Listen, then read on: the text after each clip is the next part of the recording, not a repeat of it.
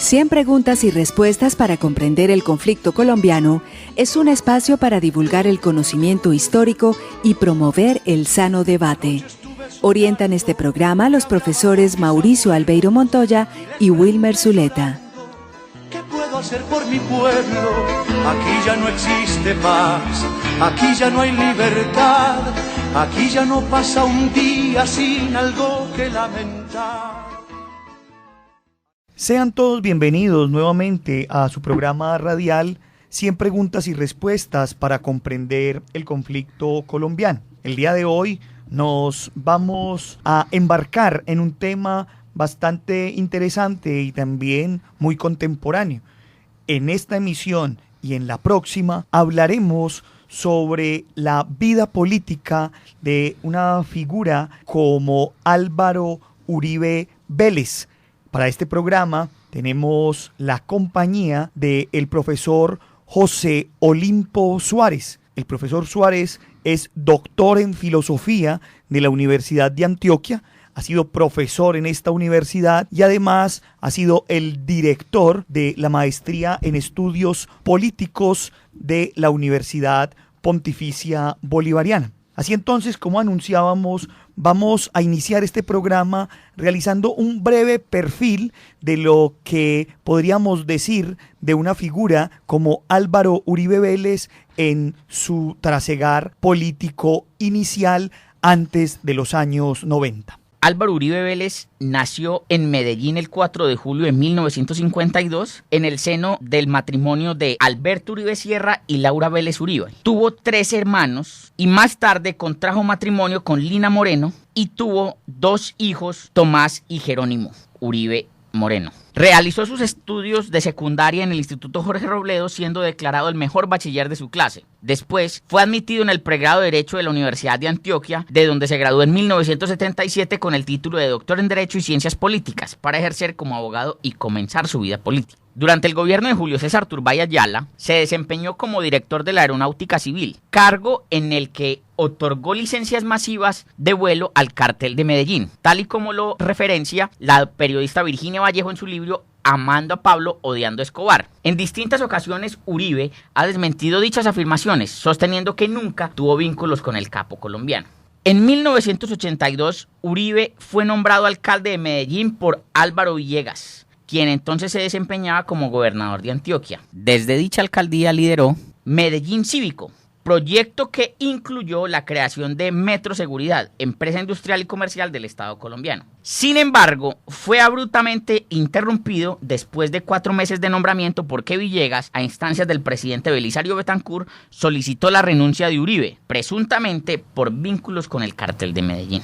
Tras su corta alcaldía, Uribe fue concejal de Medellín entre 1984 y 1986. Obtuvo una curul como senador de la República entre 1986 y 1994. Fue gobernador de Antioquia entre 1995 y 1997 y presidente de la República en los periodos 2002, 2006 y 2006-2010. Profesor José Olimpo, vamos a entrar entonces en materia y en primer lugar quisiera preguntarle el papel que un personaje como Álvaro Uribe Vélez jugó en una década como los años 90, cuando siendo senador de la República por el Partido Liberal, propuso como coautor aquel polémico proyecto de ley que le dio la amnistía definitiva a los miembros del M-19, cuando un juez, llamado por aquella época juez sin rostro, pues quería encarcelar a los exmiembros de la guerrilla por los hechos del Palacio de Justicia. ¿Cómo podemos entender ese primer papel político de una figura como Álvaro Uribe? Mauricio, muchas gracias por la invitación a tu programa y a este tema tan apasionante que es el intento de evaluación de los, un poco más de 8 años del gobierno de Uribe, porque Uribe pues hay que verlo desde que era un activista político en la Universidad de Antioquia, estudiante de Derecho, ligado al Partido Liberal, creó su propio movimiento que era el liberalismo democrático y ahora después de expresidente, cuando se supone que los expresidentes ya deben retirarse en las democracias, sigue siendo un político muy activo como presidente del Centro Democrático. O sea, Uribe ocupa a medio siglo de historia política de Colombia. Eso hay que tenerlo muy, muy en cuenta. La pregunta que me haces es muy interesante porque esos son los avatares de la política, Hoy uno diría que el M-19 o los que quedan del M-19, un grupo muy afín a Uribe, y no hay tal. Sin embargo, la historia, tal como tú lo muestras en tus investigaciones, muestran que justamente fue Álvaro Uribe el que lideró la amnistía para el M-19, pero con una contracara. Uribe se negó rotundamente a darle amnistía a los militares. En ese momento su argumento era que el Estado y los funcionarios del Estado tendrían que salir incólumes de cualquier acusación, puesto que ellos eran los defensores de la democracia. Las cosas no han sido exactamente de esa manera. Profesor José Olimpo, en ese trasegar entonces de una figura como Álvaro Uribe, vienen ya el tránsito de los años 90, la constituyente, y aparecen las primeras elecciones populares a gobernación, y tiempo después Uribe Vélez pues alcanza la gobernación de Antioquia.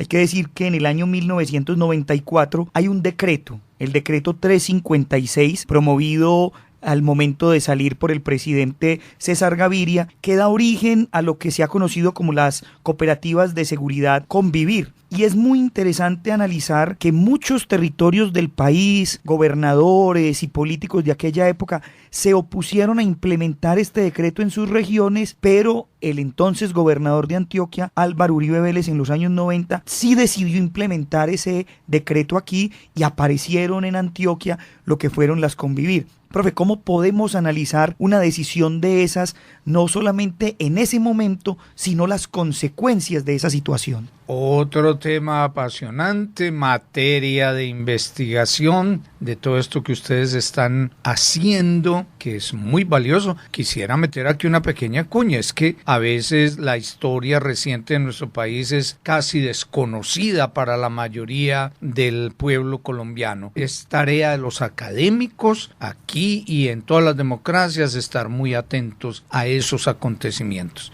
Por ejemplo, las Convivir. Hombre, es que se nos olvida la perspectiva de aquella década del 90, un periodo en que las guerrillas de corte maoísta, de corte castrista, están en crecimiento. Son movimientos muy fuertes, la clase política no quería saber nada, la clase política colombiana, básicamente liberales y conservadores. Claro, me hago cargo de estas opiniones, son las mías, en lo que he leído, en lo que he estudiado. La clase política colombiana no ha querido saber de los movimientos subversivos en Colombia, sean o no terroristas. La clase política ha pasado de agache. Todavía hoy, en nuestra época, en nuestros días, en este 2019, y con todo lo que ha ocurrido con los procesos de paz, la clase política siempre ha querido aparecer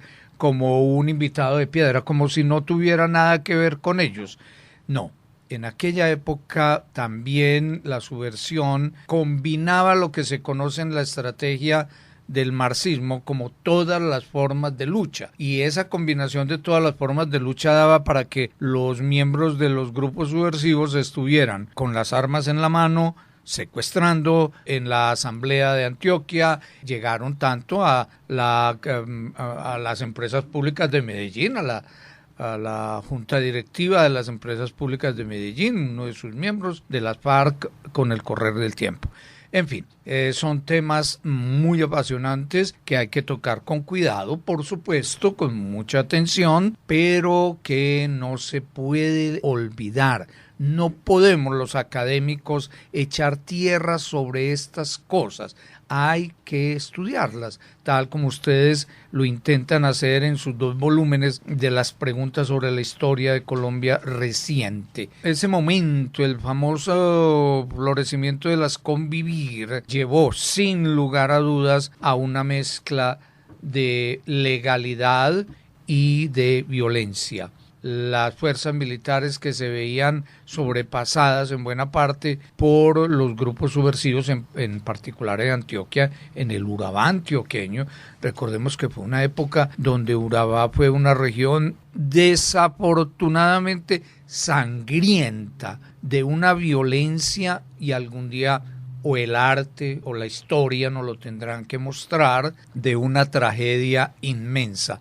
La cantidad de muertos, la cantidad de desplazados por la violencia creada sobre todo por el EPL, hizo que el gobierno departamental tomara esa decisión. Vamos a crear grupos para que apoyen a las fuerzas militares, básicamente con información. Esa era la teoría. Luego las cosas se fueron complicando y muchos miembros de la fuerza pública se vieron implicados en asesinatos, en violación de derechos humanos, etcétera. Cuando ya fue obvio que las Convivir habían sobrepasado sus objetivos básicos, pues obviamente hubo que empezar a desmontarse. Profe, ese final de la década de los 90 nos lleva un poco a el resplandor político de esta figura de la que hoy estamos hablando, que es Álvaro Uribe Vélez, y en otro programa anterior aquí hablábamos cómo lo que fue el fracaso de los diálogos del Caguán con el entonces presidente Andrés Pastrana y la guerrilla de las FARC, pues de alguna manera fue una catapulta para que quien se oponía en todo su momento a los diálogos, a diferencia de otros candidatos que apoyaban el diálogo, pues ganara la primera presidencia, digamos, de manera directa y en primera vuelta, con una mayoría abrumadora. Profe, hablemos un poco de esa primera presidencia de Álvaro Uribe Vélez entre el año 2002 y 2006 y todo lo que fue su proyecto de seguridad democrática. ¿Qué balance podemos hacer de esa primera presidencia del doctor Uribe? Mauricio, yo creo que, y me voy a detener y voy a hacer un juicio casi de valor porque yo no soy historiador en sentido estricto, no he hecho investigaciones duras sobre el asunto, lo mío es la teoría política, pero claro, he estado atento al acontecer político. Pongámoslo así, de los males políticos, decían los griegos, el peor de todos los males se llama la guerra civil, que es la guerra del hermano contra el hermano, es el levantar la mano contra mi propia carne, contra mi propia sangre. Lo pongo un poquito metafórico porque a veces se nos olvida la perspectiva o no la vemos con cuidado. Cuando Álvaro Uribe llega a la presidencia de la República, habrá mil análisis que hacer y ojalá los podamos hacer bien hechos, no con el apasionamiento ideológico simple. Cuando el doctor Álvaro Uribe llega a la presidencia de la República en competencia contra el doctor Horacio Serpa, realmente Colombia estaba al borde de la guerra civil. Ese era el proyecto de las FARC y lo venían realizando de una manera espectacular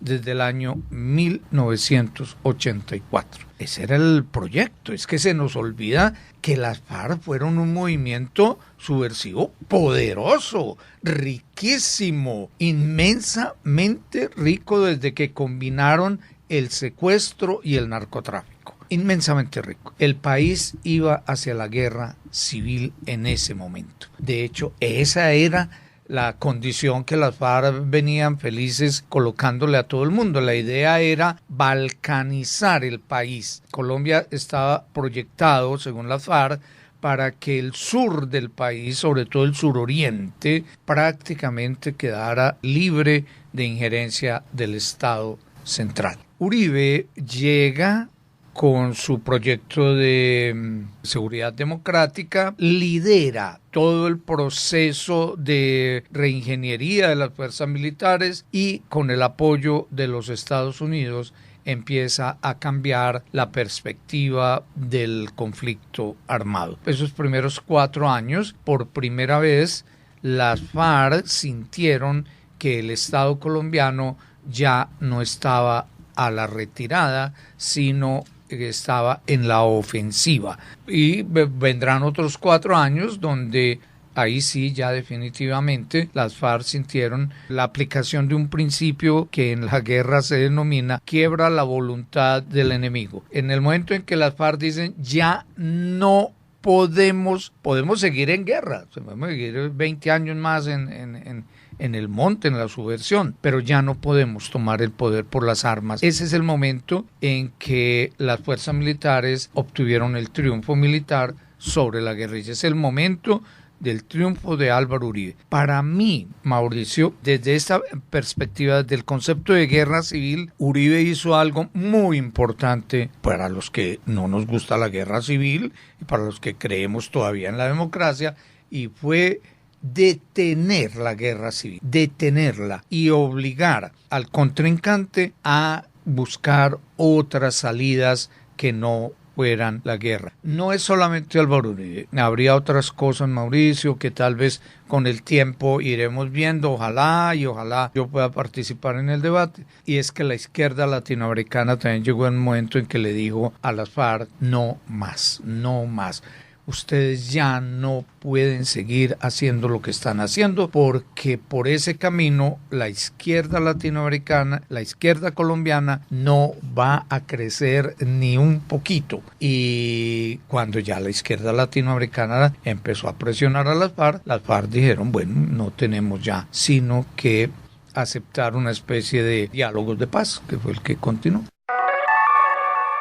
Usted está escuchando 100 preguntas y respuestas para comprender el conflicto colombiano. Profe, en ese primer gobierno de Uribe, y usted ya viene mencionándolo, fue muy difícil los acercamientos para una mesa de diálogo con los movimientos guerrilleros. Hablamos de figuras no solamente como las FARC, sino también con el ELN. Pero fue fácil hacer un proceso para la desmovilización de lo que en su momento se conocían como los actores paramilitares, con la ley 975, de la que ya hemos hablado también acá en este programa. Profe, ¿qué opinión o qué balance le merece a usted eso? Que haya sido más fácil hacer esta negociación o proceso de desmovilización con los paramilitares, pero imposible o muy difícil con los movimientos subversivos guerrilleros. Bueno, creo que es un poquito complejo emitir un concepto general sobre el asunto. Yo diría que la propuesta del presidente Uribe a las autodefensas fue: se acabaron las relaciones con los militares.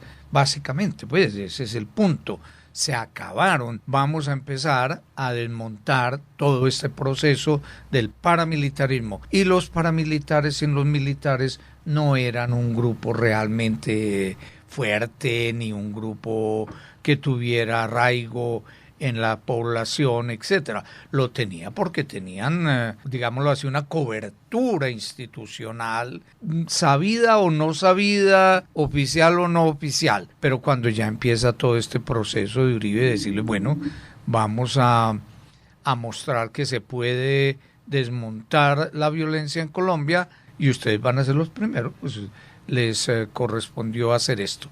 Naturalmente, aquí viene todo esto que recordamos, pues los mayorcitos, que fue el haberse mezclado el narcotráfico, ¿cierto?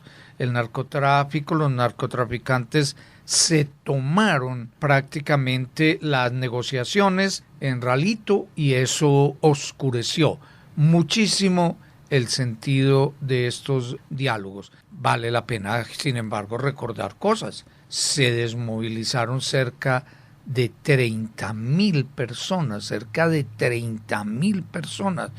Se dice que no entregaron todas las armas, etcétera. Es verdad que esos grupos residuales también volvieron a delinquir, también es verdad, pero desmontar un grupo armado es un triunfo del Estado democrático muy grande, muy grande. Lo mismo un poquito, según mi opinión, de lo que ha ocurrido actualmente con las FARC.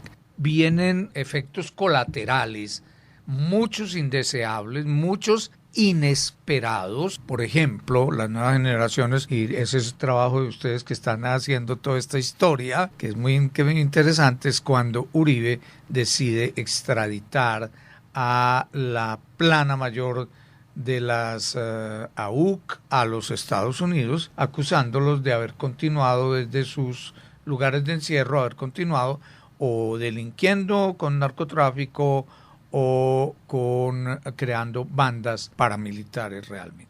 Profe, insistiéndole un poco en la segunda parte de la pregunta, por ejemplo, ya hemos hablado mucho de las FARC, pero usted, ¿por qué cree o cuál es su opinión que una guerrilla como el ELN fue tan reacia a negociar en los periodos presidenciales de Álvaro Uribe Vélez? No lo sé, Mauricio.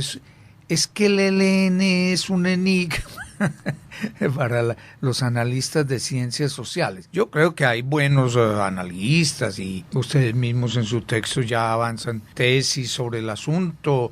En fin, muy difícil, es un grupo muy refractario. Basta compararlo con las FARC. Las FARC eran un grupo unitario, centralizado, jerarquizado, con unos criterios más o menos establecidos. En cambio, con el ELN no hay eso. Por eso, con todo, hago mío mis puros conceptos. Cuando uno oye las declaraciones de los jefes del ELN que están ahora, entiendo, en La Habana, son declaraciones casi de jóvenes universitarios de los años 60 y 70. O sea, declaraciones casi de como una especie de queja moral. Es que los malos nos persiguen a los buenos, es que los buenos nos tenemos que defender. No, ya eso no puede ser.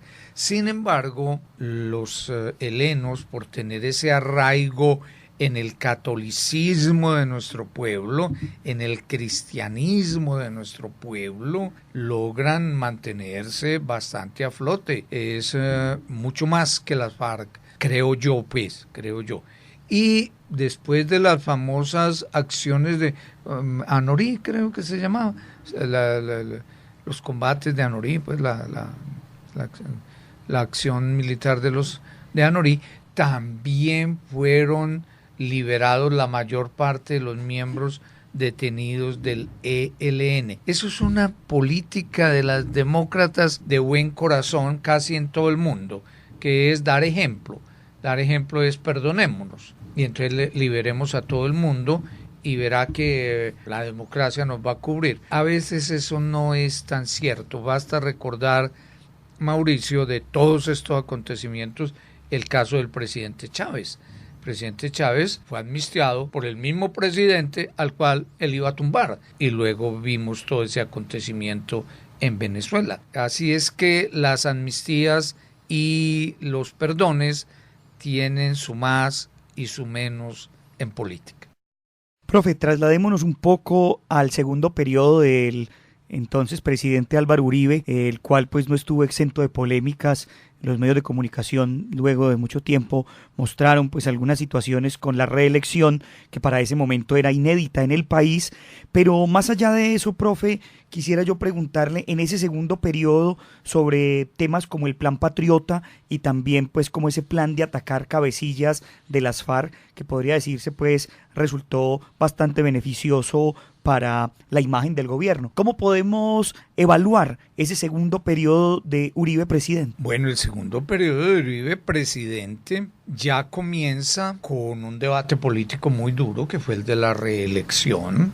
Claro está, no todo el mundo estaba de acuerdo con la reelección, aunque en las urnas y en las encuestas el presidente Uribe pues era imbatible en aquel momento. Pero ya en la Corte Constitucional, los partidos políticos, en particular el liberalismo, inician una campaña contra el presidente Uribe y su proceso de reelección. En política las cosas no son tan sencillas, no se trata de buenos y malos, sino también de normas, de reglas, de acuerdos, de pactos, y eso no es fácil superarlo. La reelección se logró en medio de un escándalo que fue el escándalo de la Yidis política, y eso hizo que el comienzo del gobierno fuera políticamente bastante complicado. Militarmente es el periodo de éxitos del gobierno de Uribe. Ya la comunidad internacional no mira a Uribe como un dictador suelo,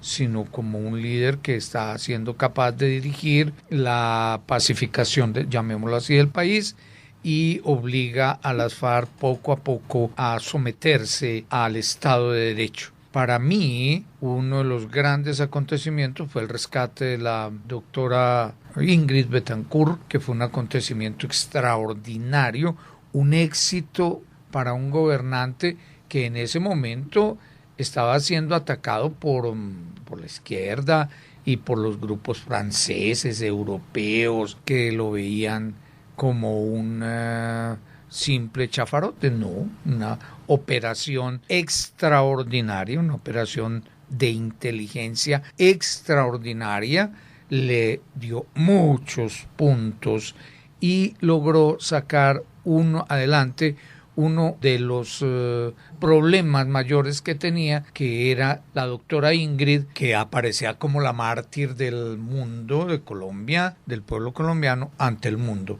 Uribe demostró que no había tal, la rescató sin una acción cruenta y logró que un personaje muy curioso, se llama Juan Manuel Santos, que era en ese momento ministro de Defensa, ocupara un lugar muy preponderante en el mundo de la política. Vamos a escuchar al final de este programa un fragmento en el que se escucha a uno de los magistrados cuando anunciaba la no aceptación de un posible referéndum para la nueva reelección del entonces presidente Uribe en el año 2009. Con eso terminaremos nuestro programa del día de hoy y los invitamos para una segunda parte, donde también con el apoyo del profesor José Olimpo Suárez continuaremos hablando sobre este trasegar político de una figura como Álvaro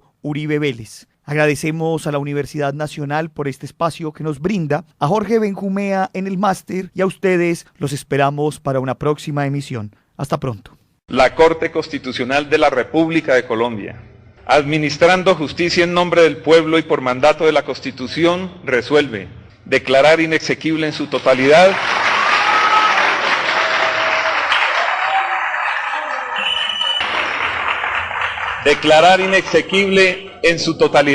la Ley 1354 de 2009, por medio de la cual se convoca a un referendo constitucional y se somete a consideración del pueblo un proyecto de reforma constitucional.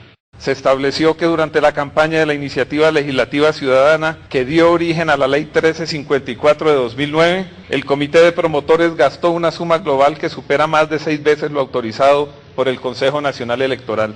A eso se añade que recibió aportes individuales superiores hasta casi 30 veces lo permitido, contribuciones estas realizadas a una organización no facultada por ello por el legislador estatutario, como la Asociación Colombia Primero.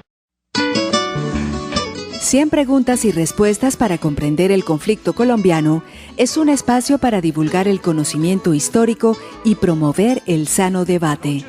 Orientan este programa los profesores Mauricio Albeiro Montoya y Wilmer Zuleta. ¿Qué puedo hacer por mi pueblo?